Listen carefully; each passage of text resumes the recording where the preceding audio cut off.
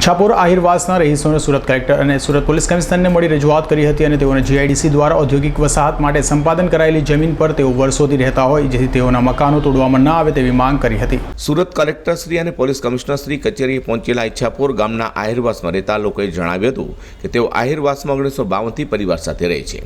1987માં જમીન જીઆઈડીસી દ્વારા ઔદ્યોગિક વસાહત માટે સંપાદન કરાઈ હતી, જોકે તેઓના વડીલો દ્વારા આ જમીન પર બનાવેલા મકાનો અને તબેલાઓને લઈ રજૂઆતો પણ કરી આજ દિન સુધી આ ઘરો અને તબેલાઓ યથાવત છે। જોકે હવે ફરી આ મકાનો તોડવાની કામગીરી શરૂ કરાઈ રહી હોય જેથી તે મકાનો ન તોડવામાં આવે અને જીઆઈડીસી દ્વારા સંપાદન કરાય તેના વર્ષો પહેલાથી તેઓ વસવાટ કરતા હોય તેવી રજૂઆત કરી હતી। ગિરીશ આહિર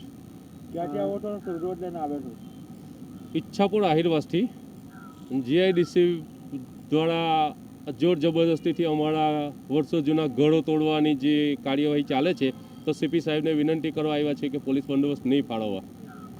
કેટલા ઘરો છે કેટલા લોકો અહીંથી 7 થી 8 ઘરો છે અમારા અને એમાં લગભગ 10 થી 12 ઢોરના તબેલા છે અને જ્યાં વર્ષો જૂનો વસવાટ છે। જીઆઈડીસીનું કહેવું છે કે અમે ગેરકાયદેસર છે। જીઆઈડીસી ઓલરેડી 1987માં આવી છે અને અમારા ઘરો 1952થી ત્યાં રજૂઆત છે। ઘરવેરાથી લઈને આકાની સહિત લાઇટ બિલ અને ગેસ બિલ સહિત અમે સીપી સાહેબને રજૂઆત કરી છે। અમારા ઘરો નહીં તોડવા, અમને યોગ્ય ન્યાય અપાવ્યો અને અગર યોગ્ય ન્યાય નથી મળતો તો સોની પરિવારનું અત્યારે તમે જોયું છે ચાલે છે અને અમારી બી એ જ હાલત થવાની છે। પછી મજબૂરીવશ અમારે કરવું પડશે, અમારી પાસે કોઈ વિકલ્પ નથી। જો અગર સીપી સાહેબના દ્વારા અમને યોગ્ય ન્યાય નહીં અપાવવામાં આવ્યો તો ફરીવાર એકવાર ન્યૂઝની હેડલાઇન આ જ બનશે। અમારી પાસે બીજો કોઈ વિકલ્પ જ નથી હવે।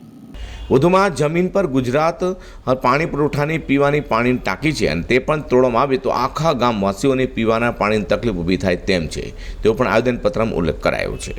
Azhar Qureshi, G10 news.